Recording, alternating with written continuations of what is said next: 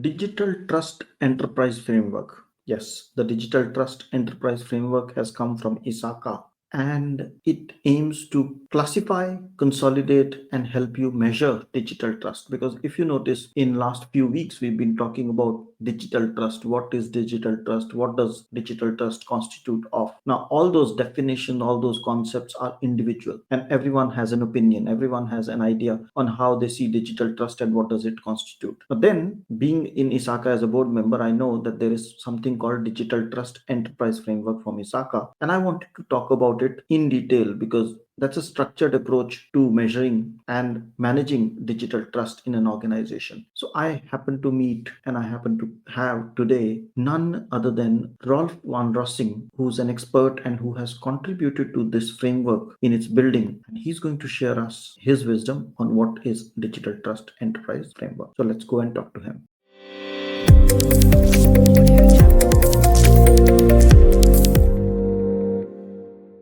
Hello, and welcome to the Fit for Privacy Podcast with Punit Bhatia.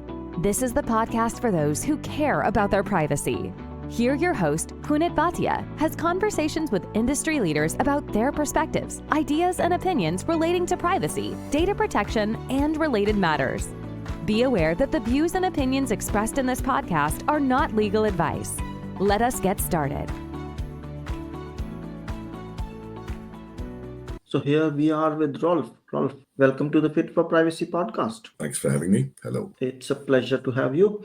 And let's start with a basic question. A few years back, we were talking of data privacy. Then came cybersecurity, or along with it, or before, depends who you talk to. And then we were talking about artificial intelligence is going to take all our jobs. And all of a sudden, nowadays, we are talking about digital trust. How would you put this concept of digital trust in a few words? Well, there are various definitions of digital trust around. Almost everyone has one. And my very simple take on digital trust is that it marks the end point of several professional disciplines that we've been pursuing. You mentioned some of them, whether it be AI, cybersecurity, business resilience. All of these tend to culminate in the one single question: do I trust this company? Do I trust this individual? Intuitively, you'd be able to say that within a split second. You just say, well, I trust them, I don't trust them. And there would be many examples of enterprises, institutions, other organizations who either enjoy digital trust or they don't. So all the topics you mentioned before, I would say converging towards that endpoint. They help strengthen digital trust. They help people understand whether a company or a business partner is trustworthy, and more importantly, why they're trusted and trustworthy.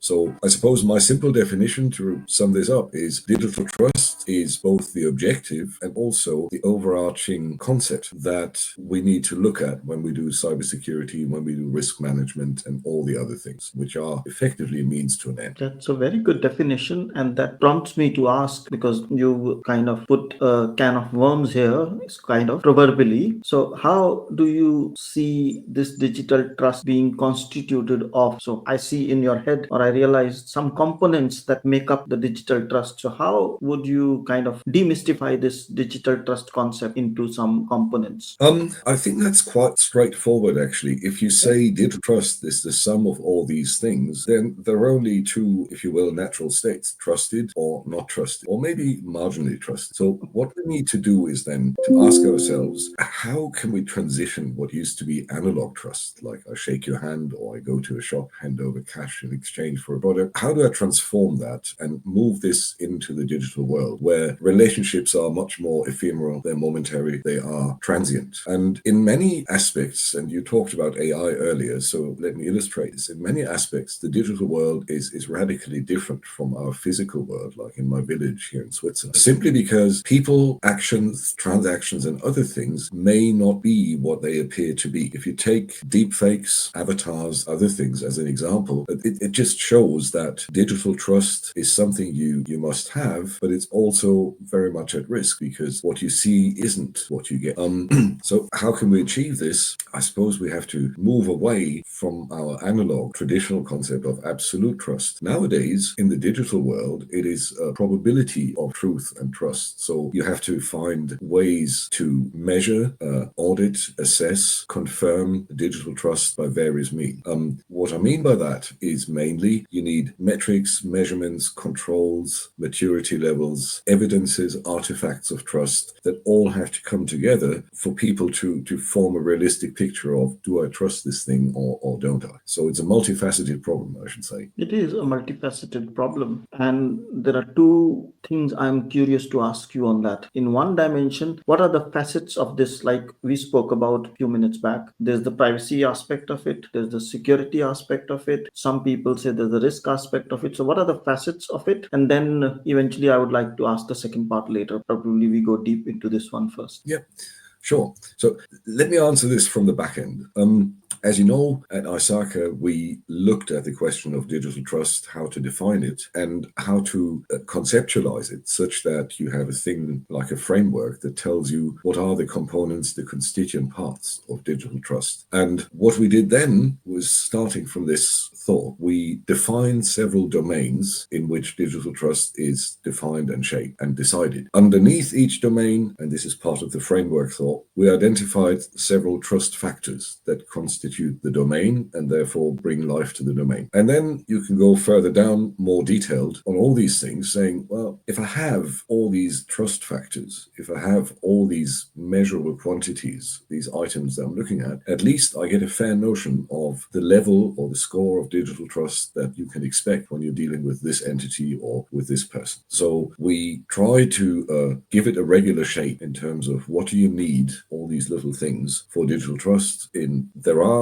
accordingly focus areas, as you would expect from ISACA, and the ones that we identified include privacy, they include security, they include risk, but they also reflect on quality, and they also reflect on audit and assurance and compliance. So that, I think, rounds off the framework systematic world that we try to create underneath the notion of digital trust. So that's quite comprehensive, because if you include quality and ethics and everything into the aspect, then you have the trust factors, you have, what did you say, the other term, the trust factors, and the second part was? Well, I can outline this, of course, a little later, but it consists of, if you will, a top layer or top tier set of domains, and underneath you will find that there are trust factors that constitute the domain. Underneath domains and trust factors, you will then find practices. So this is where the whole framework is becoming a little more operational, and it then finally breaks down into activities and outcomes, and you have various attributes for the outcomes that you can use to measure and steer and control your levels of digital trust in each domain. So that's what I wanted to get to. So thanks for helping me out. So essentially, with these trust factors or with these domains, it's possible to eventually, with the outcomes and baselining against outcomes, to measure how much of score you have in a domain on digital trust, or maybe overall as well. Yes, you do. It rolls up quite nicely. You consolidate from the bottom layer of activities by adding things like key performance indicators, key risk indicators, key controls for an activity. Now, that is a set of instruments or tools that assist you in understanding how well you're doing this activity and to which extent you actually reach the desired outcome. If you consolidate this up to the practice layer, you obviously get a fair picture of, doing your activities right, reaching your outcomes, and then how good are you at this practice. Now, to complement that, you will find that there are general controls around each practice that are at a slightly higher level. So it mirrors and it reflects the usual hierarchical and managerial structures you find in entities, institutions. So down from the operational activity through the tactical practices, you move up to strategic trust factors and domains, and the higher you get, the more closely you will have a sort of well-founded picture of what the trust levels are across the organization. Okay. So that means there is fair bit of action that needs to be taken by someone in domains, in trust factors, in outcomes to assess where they are. And that needs a lot of investment of time, let's put it like that. And if there's an investment of time, people would usually say, because organizations are short on time and resources, is there a return on investment that we can say it will bring to people? We all know digital trust is important, but is there a way to say there's a return on investment? There certainly is. What we did at ISACA is we question ourselves all the time. So we did it in this case. And since 2022, we have conducted an annual survey, the State of Digital Trust, that's freely available. This survey examined exactly these questions, saying, what do I get if I do digital trust right? And what do I get if I do it wrong? The answer for the pros, the return on investment, about 1,000 respondents, most of them said, okay, digital trust is important to have. But notably, 27% of the respondents said we did it right and we saw an increase in revenue. 27%, the top quarter of all respondents, said we made more money by doing it right. Conversely, when you look at the negative side, the downside of things, many respondents said that if you lose digital trust or if you neglect it, you will feel the effects almost immediately. So 2/3 of respondents noted that they had customer losses and 47% noted that they had revenue losses as a direct result of losing digital trust. And I think that sort of paints a very clear picture. If you want to be in the top quarter of successful firms, yes, you will have an ROI if you do this properly and at the right level, of commitment. If you fail to do it or if you fall behind, then very soon, not only are you part of the other 3/4, but no, you will feel the losses more or less immediate. So it's a very binary, almost a black and white picture. Yeah, that makes sense that there is a return on investment, but you also touched upon an important element, saying it helps you do things and helps you take actions because you mentioned the outcomes or activities that you need to perform. But then at the same time, in the trust factors or domains that you talked about, privacy or AI or risk, or for that matter, audit, there are already obligations that organizations have. And these obligations are in form of what we call legislations or laws. Now, we know the GDPR, we know the EU AI Act, to name a few. Now, how would then this digital trust fit in or sit in with these? Because do I then comply with the GDPR or EU AI Act, or I comply with the digital trust framework, or maybe I comply with digital trust framework and I'm guaranteed or assured or relatively can be confident that I'm meeting the obligations of laws? How does it work? Well, the very short and simple answer is the digital trust framework coexists with what is out there. Our main goal, strategically speaking, was to not reinvent the wheel. Where you have existing obligations, best practices, standards, other frameworks that address specific aspects of digital trust, we map them to the digital trust framework. We cross-reference to these and say, well, take IT service management as an operational component or a set of practices. We would not, as ISACA, go through the digital framework, trust framework and say, well, let's reinvent IT service management. No, we mapped it to ITIL v4. So the message of all people, particularly senior management, saying, well, yet another framework, does that mean we have to do even more work on top of what we're already doing? My answer would be, no, let's be intelligent around this and reuse what you have. If you have a functioning ITIL v4 setup, then that obviously pays in onto the digital trust practices and trust factors, and it gives you a green light because you have it. So there's no need to second guess things like ITIL, COBIT, ISO 27001, the EU Artificial Intelligence Act. If it's there, if it's solid, and if it's generally recognized best practice, it is enough for us from a digital trust perspective to simply map to that and say, well, if you have an ISO 27001 certificate in terms of digital trust, that tells you something already. We just have to take this building block in our hands and put it in the right part of the digital trust house. So this is what I mean by coexistence. You probably in many areas won't have to reinvent anything new, but you have to form the logical connection between what you're doing in information security as a discipline and then how that pays in on the digital trust account and what your account balance is afterwards when you go cross-functional and across a variety of standards and functions. That's very well put. So essentially what I get is what we usually talk about digital trust as an abstract concept, which people are, most of them, as you said at the start, having many definitions and grappling with how to define in detail or make it quantifiable, measurable, and even evaluatable, or let's put it like like that. And here is a framework which people can use to not only assess but also comply with legal obligations and be at peace that they are looking at things from a 360-degree perspective rather than one-time privacy, one-time security, one-time audit, a 360-degree view. But then the question would be, at least if I'm listening to this podcast, would be how can I or how can someone leverage on this ISACA, what you say, digital trust enterprise framework? How can they get access to it?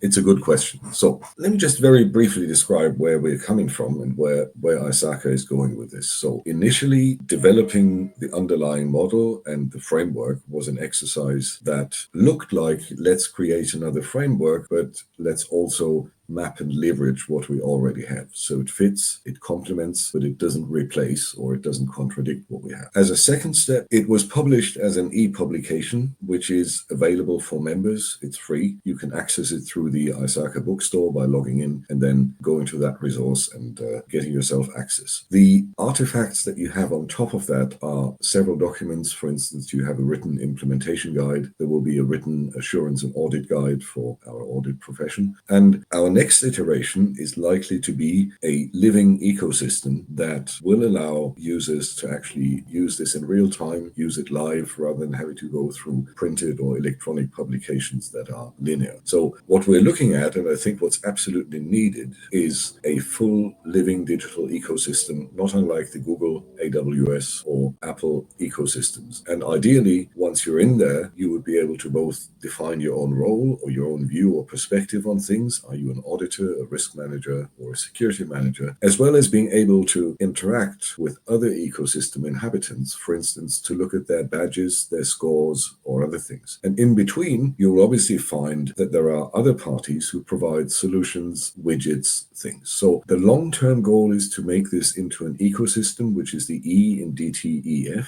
and to evolve incremental steps from the framework through explaining the framework and its publications, through making the framework reasonably interactive so you can use it in practice, and then all the way to an ecosystem where you can naturally integrate that with your normal business activities or your organizational structure. So yes, we need a few steps more to bring this to a point where people say, well, we can use this very naturally like we use our social networks and the other things. But it's only about paving the way, because conceptually and strategically, the way forward is very clear. Okay.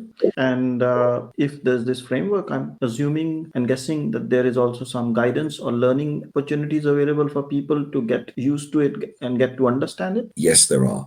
We wouldn't be ISACA if we didn't have a whole bunch in terms of education and training. Yes, there are digital trust foundations. It's one of the smaller exams that exists. There are training opportunities, and there are also other lateral certifications and trainings that support various individual aspects for the roles within the digital trust world. For instance, if you are a risk manager, you will obviously want to look at digital trust foundations, but you should also have your foundations in information risk management or even a C-risk. So all of that is integrated. And as I said before, the digital trust piece is there. It's certifiable for individuals. And then additional materials like our white papers, the global survey, and others are appearing as we go along. So these are more incidental, but they come out infrequently. Every few weeks, we have something new. Okay, that makes sense. Now, that has been a very useful conversation, Rolf, I must say, because you put the structure and the emphasis on how to use that structure. And of course, it's a framework, so people have to take the effort, make the effort of going in, learning it, understanding it, and then using it. But would you have any final message for our audiences? And another aspect is, while you pass the final message, how can somebody get in touch with you or contact you if they want? Well, as a final remark, I'd say simply because I happen to have the honor to write it and do the initial model that's underlying the digital trust framework, do not be afraid of the elephant. It's big, but it's totally manageable. I saw to that in formulating and writing and designing it. So essentially, when you look at it, it only takes you very few simple steps to go through the overarching concepts to understand what it does, and then it's going to behave just like another framework, COVID, Risk IT, or the others. And I'm very happy to to help. So anyone wants to get in touch with me, I'm available through my company, and I'm also available through the ISACA European office. Usually they know where I'm around, but I will be happy to send my email address and my contact details and availability to anyone. So then just please feel free to contact me on any of the available channels. I'll be happy to answer questions. That is so good to hear that. And Rolf, with that, I should say, and I must say, thank you so much for your time and sharing your wisdom. You're welcome. It's been a pleasure, as always. Same here. Thanks for listening. If you liked the show, feel free to share it with a friend and write a review. If you have already done so, thank you so much. And if you did not like the show, don't bother and forget about it. Take care and stay safe. Fit for Privacy helps you to create a culture of privacy and manage risks by creating, defining, and implementing a privacy strategy that includes delivering scenario-based training for your staff. We also help those who are looking to get certified in CIPPE, CIPM, and CIPT through on-demand courses that help you prepare and practice for certification exam. Want to know more? Visit www.fit4privacy.com. That's www.fit4privacy.com. If you have questions or suggestions, drop an email at hello@fit4privacy.com. Until next time, goodbye.